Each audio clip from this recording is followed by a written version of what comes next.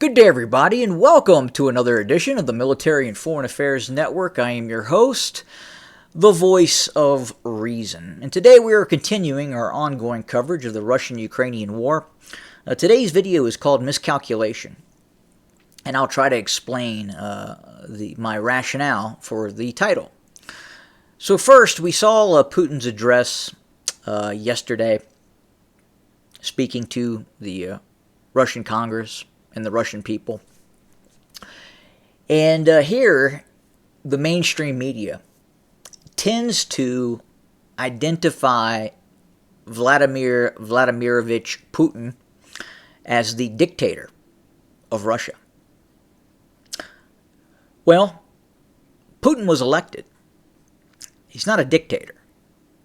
You could say that some of the electoral practices in the Russian Federation are different than the electoral practices here in the United States.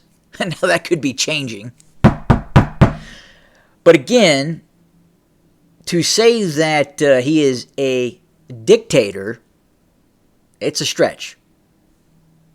He was elected.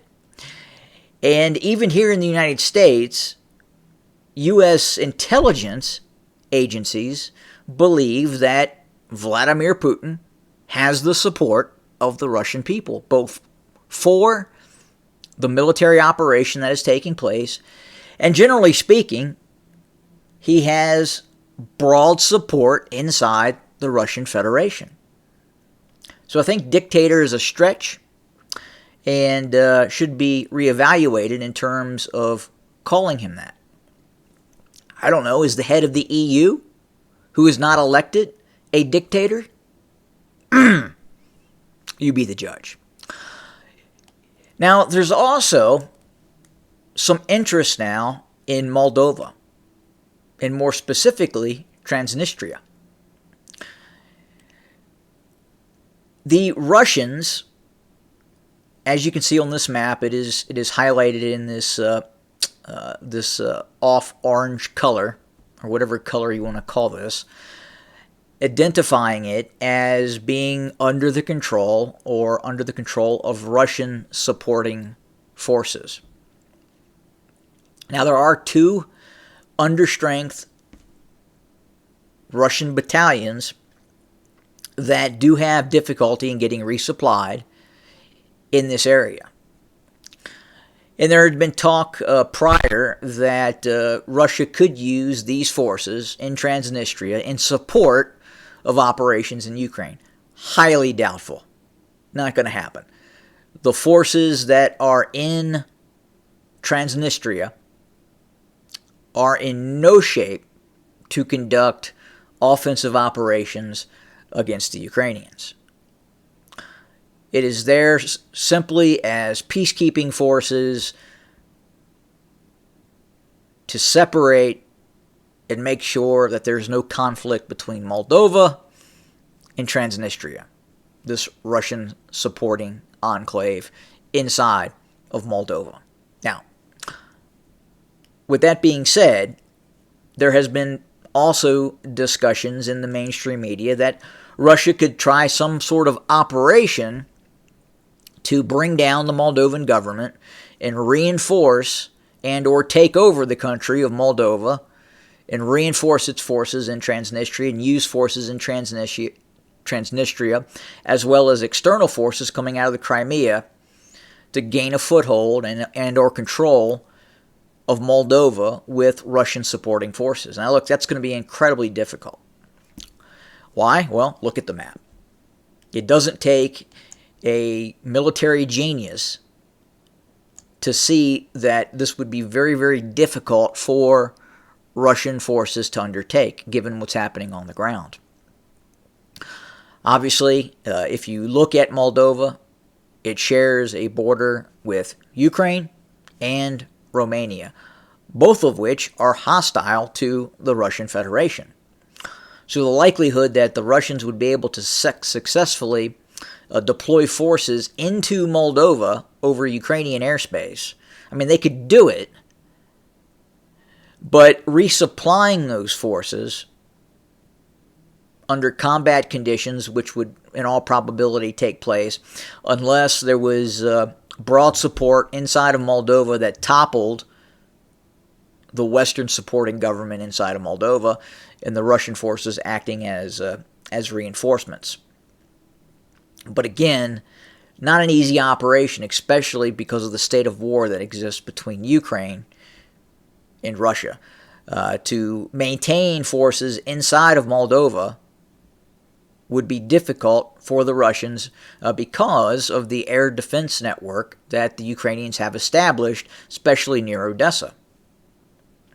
Again, the Russians could do it, but then the question is what cost? More likely, I would say more likely at this point, we could see some sort of effort by external forces to go after Russian forces in Transnistria. Again, the Russian forces in Transnistria are in no shape to conduct offensive operations, just defensive operations. So it is more likely that instead of seeing a Russian operation into Moldova or Transnistria, it is much more likely we could see a Ukrainian operation into Transnistria.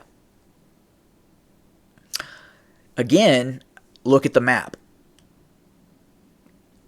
You know, we continue to hear about and to discuss the possibility that the Russians could reassert its position near Odessa. It could go after Odessa. Not going to happen. Obviously, we saw that in the early stages of the war. If you look here at this green area, this was the farthest extent of the Russian advance. And clearly, they were making moves to try to get to Odessa. And I think the initial Russian objective in the early stages of the war was, yes, create this land corridor to Transnistria. But the Russians weren't able to do it. The Ukrainians were successfully able to negate Russian operations across the western bank of the Dnieper River. And then finally, when the Russians withdrew from the western bank of the Dnieper River, I believe that has eliminated all possibility of a Russian move on Odessa. Now look, I get within the Russian sphere of Russian supporters, I'm going to get a lot of pushback on that. But be that as it may, the Russian military right now is in no position to make a move on Odessa, much less to reinforce Transnistria. Not going to happen.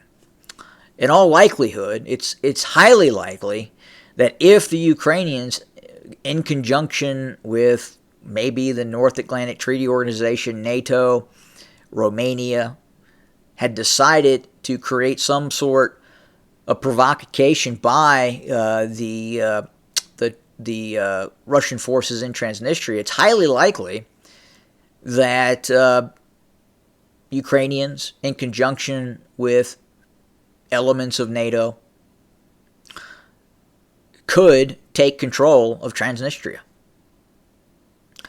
So again, it is more likely we would see an operation by Ukraine in Moldova against Transnistria rather than an operation by Russian forces seeking to gain control of Moldova. Again, the position of Russian forces to seize control of Moldova and then reinforce its forces in these areas would be incredibly difficult. And I don't see the Russians expending resources on such an operation. So then you have to ask yourself again, why is the West looking so closely at what's happening here?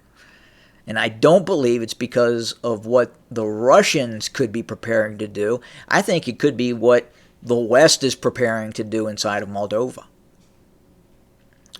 So we're going to continue to watch that very, very closely.